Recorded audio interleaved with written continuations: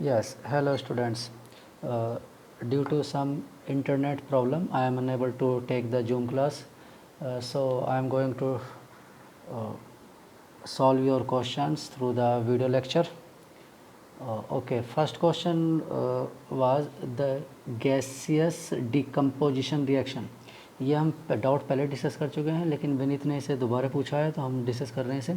ठीक है, A gas to B gas plus C gas, ये एक रिएक्शन है, डिकम्पोजिशन रिएक्शन है। It observe the first order. ठीक है, ये फर्स्ट ऑर्डर को फॉलो करती है reaction over the excess of water. ठीक है, जब लार्ज अमाउंट वाटर है उसके सरफेस पर ये रिएक्शन क्या है, प्रोसेस हो रहा है। ठीक है, एट 25 डिग्री सेल्सियस, तो 25 डिग्री पर वाटर वेपराइज होगा। ठीक है, ऑब्वियसली वेपराइज होना ही है उसे। ठीक है, और वो वेपराइज होगा तो उसकी कोई वेपर प्रेशर भी होंगे, लिखा हुआ है vapour pressure of water as 25 degrees 28 tour.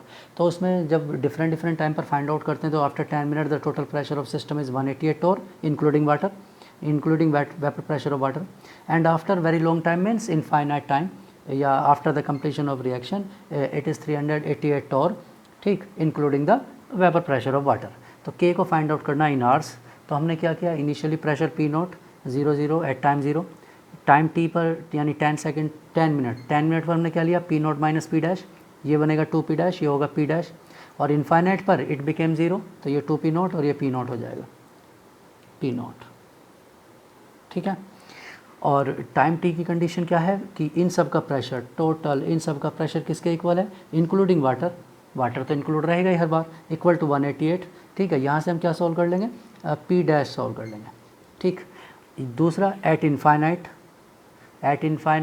2P nought plus P nought plus 28 including water equal to 388, तो यहाँ से P नोट सॉल्व कर लेंगे।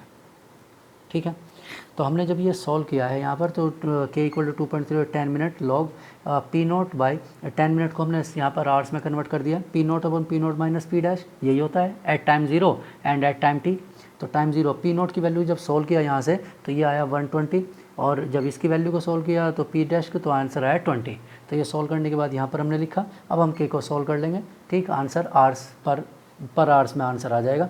ठीक है, क्योंकि 60 ऊपर चला जाएगा, तो 60 इंटू 2.303 अपॉन 10, ये 6 हो जाएगा, और लॉग ये डिवाइड करेंगे तो ये हो जाएगा 120, यानी कि 12 माइनस लॉग 10। ठीक है, लॉग 12 4 इंटू 3 होता है।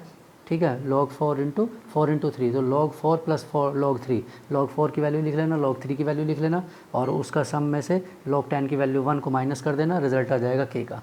ठीक है, चलिए सेकंड, दूसरा क्वेश्चन क्या है, milk turn sour at 40 degree, 40 degree पर मिल्क सॉर हो जाता है 3 times as faster as 0 degree, 0 degree पर, यानी कि यहाँ 0 डिग्री पर K1, जैसे हमने रिएक्शन लिखा K1 equal to A e raise to power minus E a by T, ऐसे क्यों लिखा, क्योंकि E a of in calorie of turning of milk sour हमें एक्टिवेशन एनर्जी बताना था। तो हमने क्या किया, दो टेम्परेचर लिखे, T1 टेम्परेचर 273 और T2 टेम्परेचर कितना होगा 40, 273 प्लस 40। ठीक है, तो ये कितना हो जाएगा 313, इतना केल्विन। ठीक है, और K1 और K2 का क्या रिलेशन है, अगर K1 को मान लो मैं x मान लेता हूँ तो K2 क्या होगा 3x होगा। K2 3x क्यों होगा, उसने लिखा है 40 डिग्री पर 3 times as faster as 0 degree. तो मैं अब क्या करूँगा, इन दो इक्वेशन को कंपेयर करना है बस हमें। ठीक है, K1 by K3, K1 by K2, और A से कैंसिल आउट हो जाएगा, एज्यूम टू बी इक्वल, तो K1 अपॉन K2 हो जाएगा, और E एक्सपोनेंट दोनों के लिए क्या रहेगा, ये तो सेम रहेगा। ठीक है, तो EA, और ये हो जाएगा EA अपॉन RT1। ठीक है, और ये ऊपर जाकर पॉजिटिव हो जाएगा EA अपॉन RT2।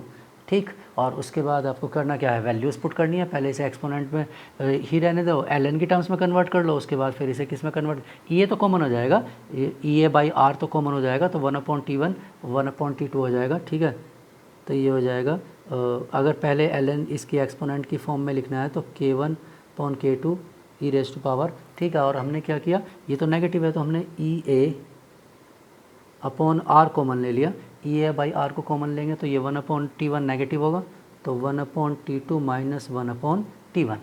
ठीक है, और जब इसे ln की टर्म्स में लिखेंगे तो बाद में हम इसे लॉग की टर्म्स में भी लिख लेंगे, तो ये आ जाएगा EA अपॉन R, और 1/T2 माइनस 1/T1, ठीक है।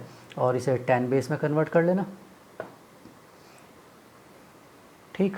और T2 टेम्परेचर, तो इसमें देख लेना आप K1/K2 इसकी वैल्यू को, तो इसका एक्टिवेशन एनर्जी और R का क्या रिलेशन होगा। पर ये तो सिर्फ हमें लॉग की टर्म्स में लिखने के लिए कह रहा है, ये सब करने की रिक्वायरमेंट ही नहीं है।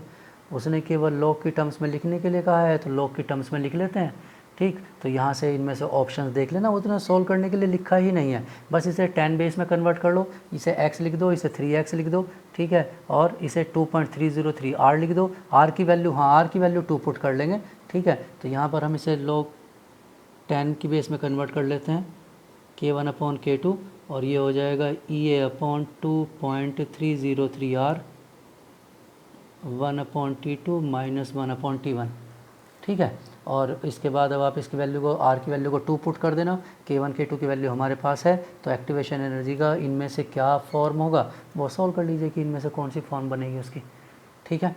और T2 टेम्परेचर दिया हुआ ही है, कितना है 313, और T1 टेम्परेचर क्या है 273, तो ये दोनों टेम्परेचर भी गिवन है T1 T2, तो इन्हीं की टर्म्स में कोई इनमें से कोई एक वैल्यू आ जाएगी, ठीक, वो देख लेना क्या है, ठीक।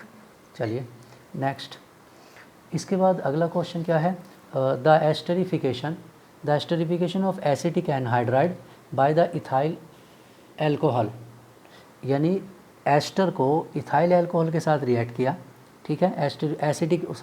एसिटिक एनहाइड्राइड, ये एनहाइड्राइड है, एसिटिक एनहाइड्राइड, एक एनहाइड्राइड को एल्कोहल के साथ रिएक्ट किया, प्रोडक्ट एक एस्टर और एक एसिड बनता है, ठीक है। सामने रिएक्शन लिखा हुआ है, ये ए मॉलिक्यूल है, ये बी मॉलिक्यूल है। अब वो कहता है सेलेक्ट करेक्ट स्टेटमेंट्स आपको बताने हैं। पहला क्या लिखा है, in dilute hexane solution rate of the reaction is equal to Ka/B, यानी दोनों को कंसिडर करना है, दोनों को कंसिडर, डेफिनेटली दोनों को कंसिडर करेंगे, ठीक है। क्यों, क्योंकि इसमें कहीं ये नहीं लिखा कि इट इज़ कॉम्प्लेक्स रिएक्शन, ठीक है। कॉम्प्लेक्स नहीं लिखा है तो हम इसे क्या मान के चलेंगे कि ये सिंपल और रिएक्शन है, सिंगल स्टेप है, और इसमें दोनों के दोनों क्या हैं, इसी पर डिपेंड कर रहे हैं, यानी कि ए और बी पर दोनों के रेट पर डिपेंड करेगा। इसका अमाउंट बढ़ाएंगे रेट फॉरवर्ड जाएगा, इसका अमाउंट इंक्रीज करेंगे रेट फॉरवर्ड मूव करेगा। उसके बाद अगला लिखा इन इथाइल एल्कोहल मतलब बी एज सॉल्वेंट, बी अगर सॉल्वेंट होगा तो रेट इज़ के, ऐसा क्यों हुआ, क्योंकि आपको लिखवाया हुआ है कि जब आपके पास एक one of the reactant is solvent तो उसकी कंसंट्रेशन क्या हो जाती है, बहुत ज़्यादा हो जाती है, यानी कि उसकी कंसंट्रेशन में नेग्लिजिबल चेंज होते हैं। और ये आपको लिखवाया हुआ है कि जिसकी कंसंट्रेशन में नेग्लिजिबल चेंज होते हैं या जब बहुत ज़्यादा अमाउंट, लार्ज एक्सेस अमाउंट में प्रेजेंट होता है, रेट उस पर डिपेंड नहीं करता। जैसे स्यूडो फर्स्ट ऑर्डर रिएक्शन है तो it became pseudo first order reaction in presence of ethanol solvent, क्योंकि इथेनॉल सॉल्वेंट भी है और वो रिएक्शन में पार्टिसिपेट भी करेगा, तो उसके अमाउंट को डबल करने से रेट पर कोई भी इफेक्ट नहीं होगा, इसलिए उससे वो इंडिपेंडेंट हो जाएगा। यानी ये भी करेक्ट है, ए भी करेक्ट है, बी भी करेक्ट है। इसके बाद लिखा है in ethyl alcohol reaction is pseudo first order. Obviously अभी बताया कि इथाइल एल्कोहल की प्रेजेंस में क्या हो जाता है, जब मैंने आपको लिखवाया भी था, जब one of the reactant is much higher than that of the other reactant, तो उस केस में एक उससे वो इंडिपेंडेंट हो जाता है। तो सी बी यानी डी आंसर आ जाएगा, ऑल आर करेक्ट, ये सारे स्टेटमेंट करेक्ट है, ठीक है। चलिए नेक्स्ट, ये क्वेश्चन है कंसिडर द फॉलोइंग रिएक्शन, एक रिएक्शन को कंसिडर करना है, Zn+2H positive give Zn2 positive plus hydrogen gas, half life period is independent of the concentration of Zn।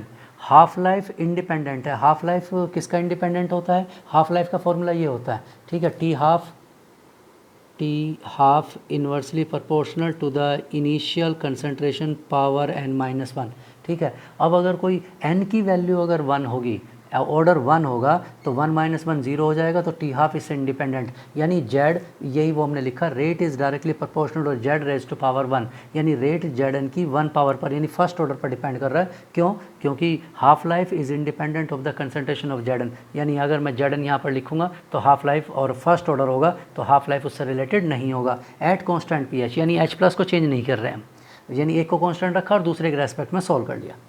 Eight constant Zn concentration, अब Zn को constant कर दिया है। Half life is 10 minute at pH2 and half life is 100 minute at pH3, तो half life कितना है 10, और किस कंसंट्रेशन पर है 10⁻⁻², pH2 का मतलब 10⁻²। और 100 मिनट कब है, when the concentration of H positive is 10⁻³ तो यहाँ से जब इसे 100 डिवाइड करेंगे तो 10 बाई, क्योंकि कॉन्स्टेंट वैल्यूज़ एक दूसरे से कैंसिल आउट हो जाएंगी तो n-1 ये आ जाएगा, कॉमन आ जाएगा, ठीक है। तो ये हो जाएगा क्या 10/100 इक्वल टू ये ऊपर चला जाएगा 10⁻³ 10⁻², पावर n-1, ये हो जाएगा 1/10 और ये वाला भी क्या हो जाएगा 1/10। तो अब ये कब आएगा, left hand side equal to right hand side कब होगा, व्हेन n इज़ 2, ठीक है, जब n की वैल्यू 2 होगी, देयरफॉर n इक्वल टू 2, तो n ऑर्डर 2 हो जाएगा, यानी H प्लस के रेस्पेक्ट में ये सेकंड ऑर्डर रिएक्शन है। तो with respect to Zn it is first order, with respect to H positive it is second order. तो आंसर बी आ जाएगा इसका, Zn H पॉजिटिव स्क्वायर, ठीक है। चलिए नेक्स्ट, ये रिएक्शन है, एक ए मॉलिक्यूल है अननोन कोई, जिसको रिएक्ट करा रहे हैं CH3COCl के साथ इन प्रेजेंस ऑफ AlCl3, ठीक है, और बी प्रोडक्ट बनता है। प्रोडक्ट क्या फॉर्म हो रहा है, बी, और ये बी मॉलिक्यूल किसके साथ रिएक्ट कर रहा है, PCl5 के साथ रिएक्ट कर रहा है, एक सी मॉलिक्यूल बन रहा है। C molecule reacts with 2NaNH2, C molecules 2NaNH2 के साथ रिएक्ट कर रहा है और डी फॉर्म होता है, ठीक। आगे क्या, अब वो कह रहा है इफ़ ए इज C6H6, अब C6H6 और इसके साथ रिएक्शन, C6H6 मतलब ये क्या होगा, बेंजीन ही होगा ऑब्वियसली, क्योंकि ओपन चेन तो कोई और मॉलिक्यूल न्यूक्लियोफिलिक्स मतलब electrophilic EAS electrophilic aromatic substitution में जा ही नहीं सकता। अगर ये एल्कीन होता तो सिंपल एडिशन रिएक्शन होता, और एडिशन होगा नहीं CH3COCl का, ठीक है, इतना इजी नहीं है इसका एडिशन, ठीक। और एल्कीन में इसमें वैसे भी अगर C6H6 को एक सिंपल एल्कीन बना दिया तो इसमें कई डबल बॉन्ड्स होंगे, तो फिर किसके साथ रिएक्ट करेंगे, तो इसका मतलब है कि ये C6H6 एक बेंजीन है, यानी A molecule benzene, A is aromatic compound, यानी बी करेक्ट हो गया।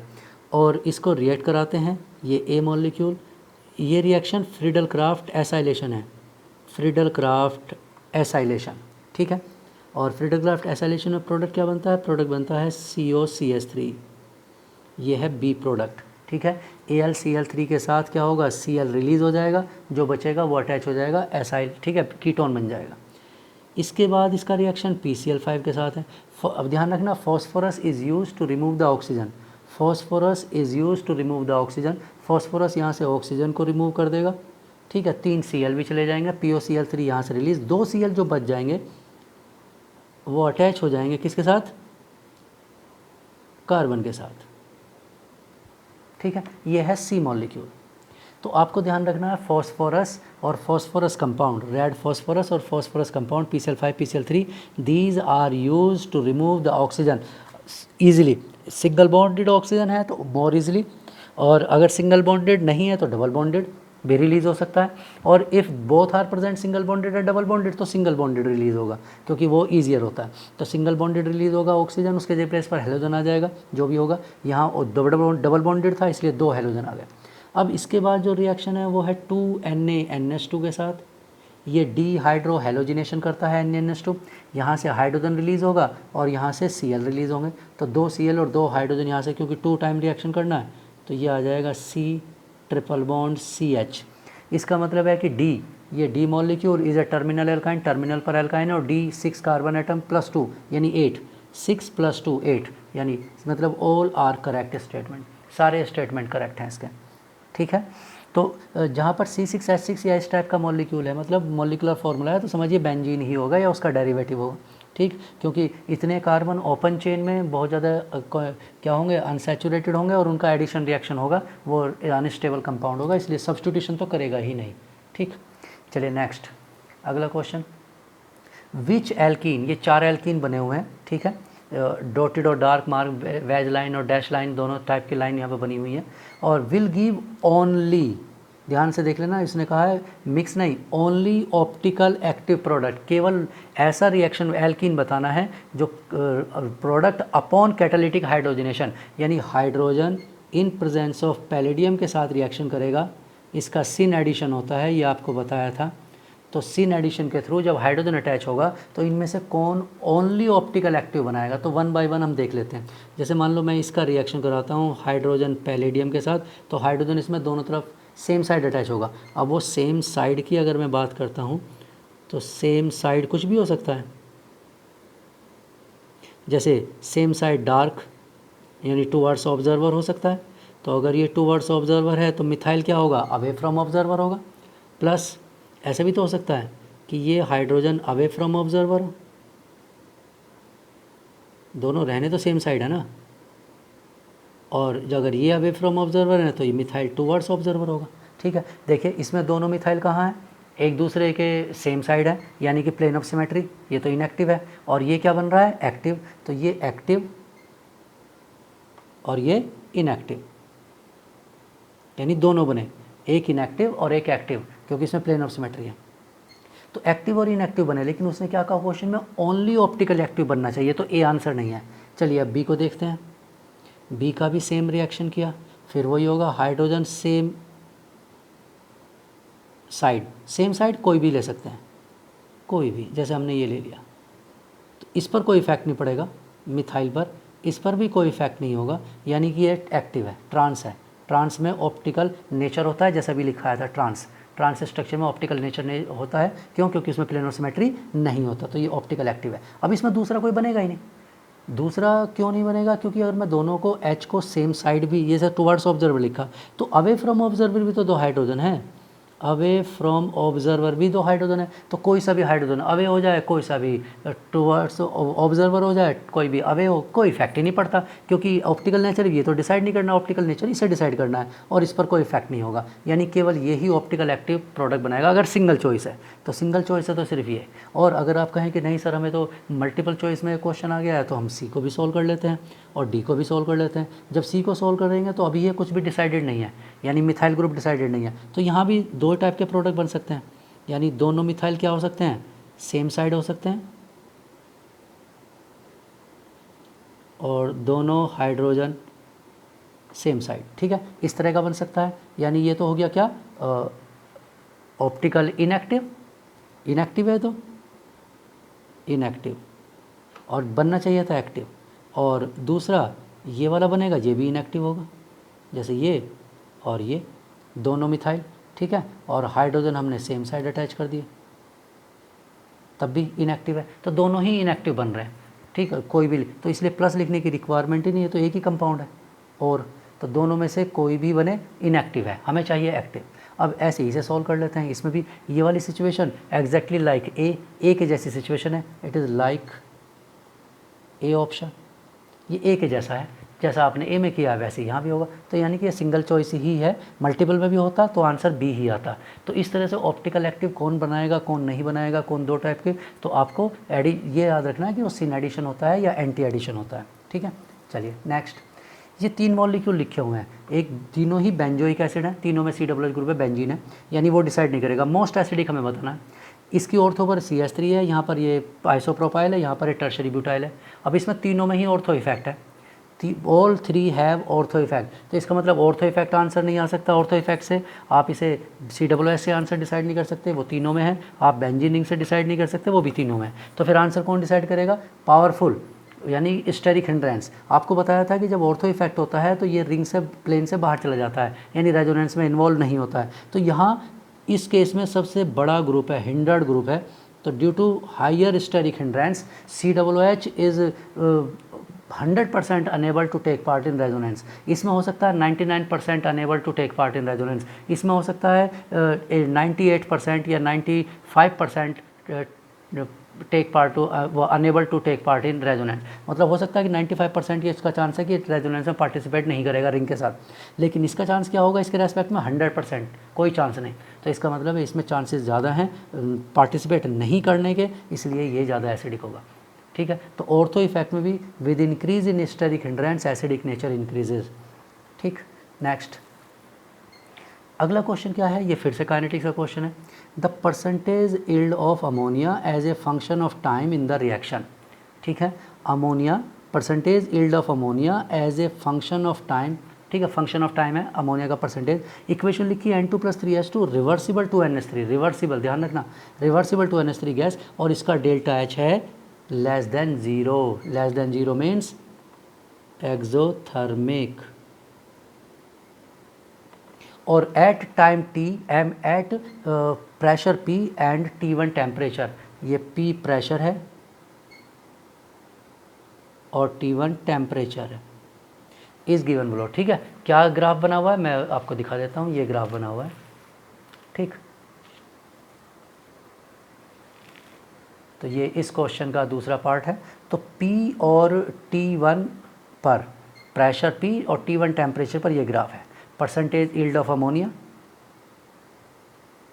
और यहाँ टाइम है और T1 टेम्परेचर, और ग्राफ ऐसे चल रहा है। हो गई ऑब्वियसली, स्टार्टिंग में 0 टाइम पर तो प्रोडक्ट होता ही नहीं है, तो प्रोडक्ट धीरे धीरे धीरे धीरे इंक्रीज हो रहा है, आगे जाके पैरेलल हो गया इस तरह का।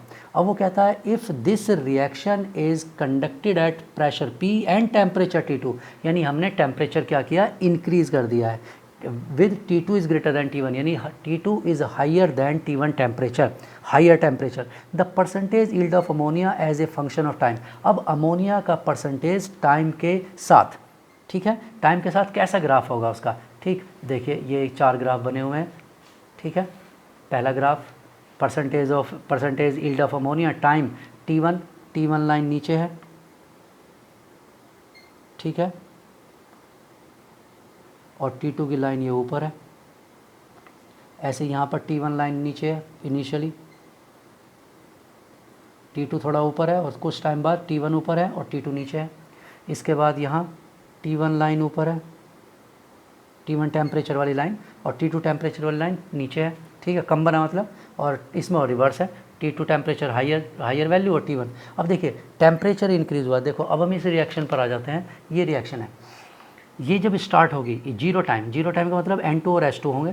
पहले T1 टेम्परेचर पर N2 और H2 थे, और अब T2 टेम्परेचर पर है, अब है T2 टेम्परेचर पर, and T2 is higher than T1। It means, इसका मतलब क्या होगा, more the reactant molecules have energy equal to और greater than that of threshold energy. मतलब N2 और H2 के ज़्यादा मॉलिक्यूल बैरियर को क्रॉस कर जाएंगे। क्यों? क्योंकि हाई टेम्परेचर, आपने पढ़ा हुआ है, टेम्परेचर इंक्रीज़ करते हैं rate of the reaction increase हो जाता है। क्यों इंक्रीज़ हो जाता है? क्योंकि more the number of reactant molecule cross the energy barrier, तो ज़्यादा मॉलिक्यूल बैरियर को क्रॉस कर रहे हैं, इसलिए रेट ज़्यादा हो जाएगा, यानी अमोनिया ज़्यादा प्रोड्यूस होगा। तो स्टार्टिंग में अमोनिया ज़्यादा प्रोड्यूस होगा। तो यहाँ तो हाँ बिल्कुल ठीक है, ज़्यादा दे रखा है। ठीक, यहाँ भी ज़्यादा दे रखा है, बिल्कुल ठीक है। यहाँ नहीं, यहाँ तो कम दिया हुआ है, तो ये गलत हो गया। यहाँ ज़्यादा दिया हुआ है, ये भी हो सकता है। ठीक है, क्लियर? तो ये 3 ग्राफ में से कोई आंसर आएगा। अब चलो थोड़ा सा आगे चलते हैं। अब इसके बाद जैसे ही अमोनिया प्रोड्यूस हो जाएगा, तो जब अमोनिया प्रोड्यूस होगा तो अमोनिया डिकम्पोज होकर फिर नाइट्रोजन हाइड्रोजन बनाएगा, यानी कि रिएक्शन इक्विलिब्रियम कहाँ, मतलब रिएक्शन कहाँ शिफ्ट होगा, अमोनिया बनने के बाद बैकवर्ड शिफ्ट होगा। और कुछ टाइम बाद जब rate of forward equal to rate of backward आ जाएगा, तो इक्विलिब्रियम क्या हो जाएगा, अटेन हो जाएगा।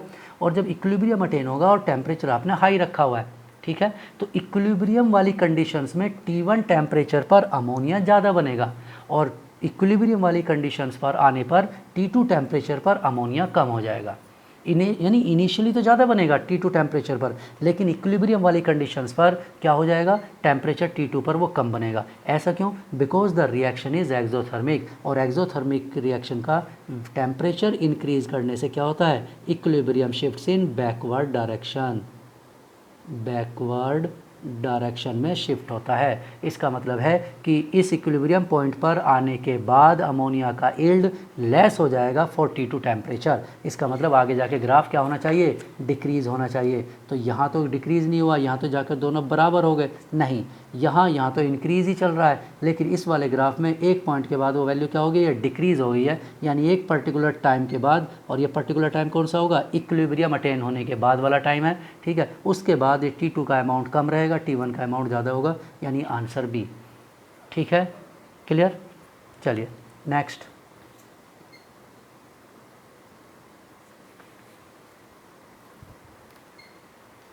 ये है एक रिएक्शन गिवन है, A एक्वस है, B aqueous plus C aqueous. ठीक है, is a first order reaction, ये एक फर्स्ट ऑर्डर रिएक्शन को फॉलो कर रहा है। सिंपल 1 रिएक्टेंट से 2 प्रोडक्ट बन रहे हैं, तीनों लेकिन एक्वस हैं। टाइम T और इनफाइनाइट टाइम गिवन है, T एंड इनफाइनाइट टाइम के साथ मोल of the reagents, moles of the reagent given है N1 and N2, N1 mole T1 time, T time पर, और इनफाइनाइट टाइम पर क्या है, N2 moles, eight infinite time N2 moles. ठीक है, चलिए, अब वो कहता है reaction progress is measured with the help of the titration of the reagent are. ठीक है, जिस mole of the reagent R, इस रिएजेंट आर के जिसके मोल्स लिखे हुए हैं उसी की हेल्प से रिएक्शन प्रोग्रेस को नोट किया, is measured with the help of titration, ठीक, ऑफ रिएजेंट आर। अब वो आगे क्या कहता है, if all A B and C, यानी ए बी और सी तीनों रिएक्ट कर सकते हैं, रिएक्ट्स विद रिएजेंट, तीनों ही रिएजेंट के साथ रिएक्ट कर सकते हैं। ठीक है, जनरली क्या होता है कोई एक रिएक्ट करता है, लेकिन यहाँ तीनों रिएक्ट कर रहे हैं। एंड हैव एन फैक्टर, और इनके एन फैक्टर भी गिवन है, n factor in the ratio of 1:2:3 with reagent, ठीक, रेस्पेक्टिवली।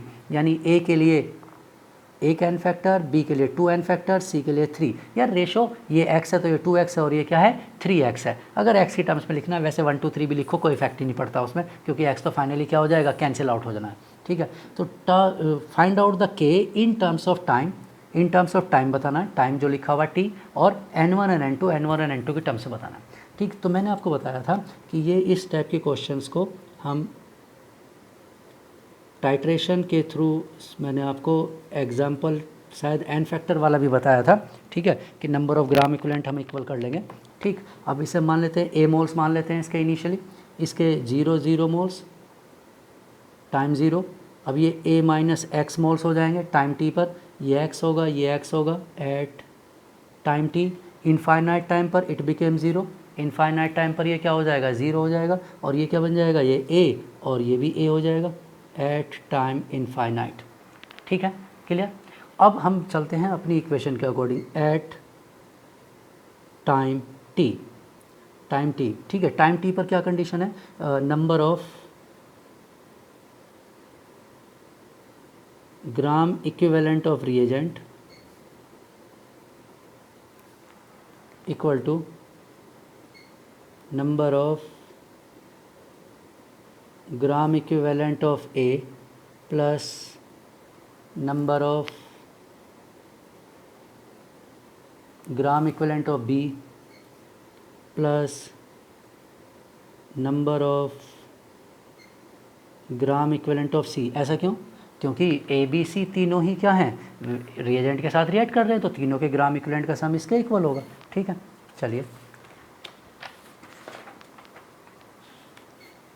ठीक, तो हम यहाँ क्या करते हैं, नंबर ऑफ ग्राम इक्विवेलेंट लिख लेते हैं। अब देखिए, नंबर ऑफ ग्राम इक्विवेलेंट होता है number of moles into n factor, number of moles into n factor. Reagent का एन फैक्टर इन्होंने बताया नहीं है, हम उसे 1 एज्यूम कर लेते हैं।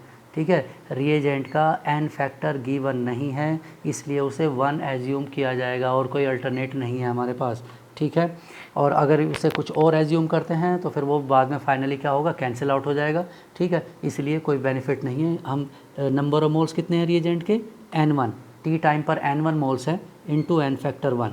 ठीक, अब इसके मोल्स कितने हैं, टी टाइम पर ए के मोल्स कितने हैं, a माइनस एक्स, और इसका एन फैक्टर क्या मान लिया हमने, 1, क्योंकि 1:2:3 है ना, तो 1:2:3 को सीधा 1 2 3 ले लो, कोई दिक्कत नहीं है। वैसे भी x और 2x 3x लोगे तब भी कोई इफेक्ट नहीं पड़ने वाला। Number of gram equivalent of B, इसके मोल्स x हैं और एन फैक्टर 2 है। C के मोल्स x हैं लेकिन एन फैक्टर 3 है। इसका मतलब है कि n1 किसके इक्वल हुआ, n1 हुआ a minus x plus 2x plus 3x। ठीक है, इक्वल टू ये हो जाएगा a माइनस ये x 4x। ठीक है, इक्वल टू n1। ठीक है, n1 इसके इक्वल है, a माइनस 4x के इक्वल है n1 की वैल्यू। चलिए, अब दूसरा at infinite time, at time infinite, infinite time पर क्या होगा, same number of gram equivalent of reagent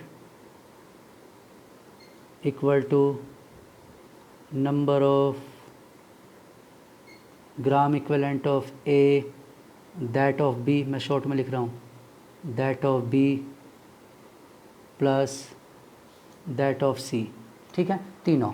चलिए तो लिखते हैं, अब ये क्या होगा, n2, अब इस बार नंबर ऑफ मोल्स n2 हैं, और n फैक्टर तो वही लेना है जो पहले था। ठीक है, मैंने कहा ना, आप इसे कुछ n फैक्टर x वगैरह, मतलब A B C D भी या Z W कुछ भी मानते हैं तो वो यूज़ कैंसिल आउट हो जाएगा, कोई दिक्कत नहीं है।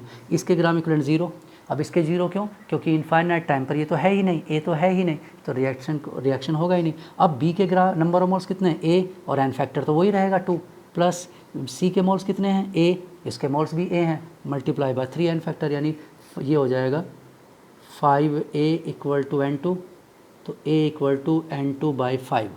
तो यहाँ से आ गई है a की वैल्यू ये। अब इस a की वैल्यू को यहाँ पर पुट कर देते हैं, a minus 4x equal to N1, ठीक है, और a की वैल्यू है N2/5 minus 4x equal to N1, ठीक है। अब यहाँ से क्या सोल्व कर लेंगे, यहाँ से हम N1 की वैल्यू को x की वैल्यू को सोल्व कर लेंगे। क्यों, x की वैल्यू क्यों चाहिए, अभी पता चल जाएगा। तो x को सोल्व करेंगे, ठीक है, तो ये राइट में साइड में जाएगा नेगेटिव, तो ये हो जाएगा N2/5 माइनस N1 और total divide by 4 equal to x। ये x की वैल्यू है, ठीक है, क्लियर है ना। ये राइट में जाएगा, ये वाला लेफ्ट में आ जाएगा, ठीक है, और फिर टोटल को 4 से डिवाइड, ये x की वैल्यू। अब x क्यों चाहिए, क्योंकि हमें k सोल्व करना है। k इक्वल टू होगा 2.303 अपॉन टाइम, t की टर्म्स में सोल्व करना है क्योंकि टाइम ही हमारे पास ये है, और a upon a minus x. अब हमारे पास a और a माइनस एक्स तो है नहीं, और होते भी तब भी हम इसे N2 और N1 की टर्म्स में ही लिखना था, तो इसलिए लिख देते हैं। आगे का कैलकुलेशन अपने आप कर लेना आप। a के प्लेस पर लिख देता हूँ मैं N2/5 माइनस, अब x के प्लेस पर x की वैल्यू लिख देता हूँ। x के प्लेस पर x की वैल्यू क्या है, ये N2/5 माइनस N1, ठीक है, और टोटल डिवाइड बाई 4, ठीक है, ये है x की वैल्यू। अब यहाँ से सॉल्व कर लेना, पहले इसका आपको एलसीएम लेना पड़ेगा, कुछ वैल्यूज़ कैंसिल आउट हो जाएंगी, ठीक है, और इसका आंसर आ जाएगा, ठीक है। जो भी आएगा वो देख लेना, मैंने ऑप्शंस नहीं लिखे, ऑप्शन थोड़े लेंदी थे इसलिए मैंने ऑप्शंस नहीं लिखे हैं, आप देख लेना, ठीक है, सॉल्व हो जाएगा। चलिए नेक्स्ट।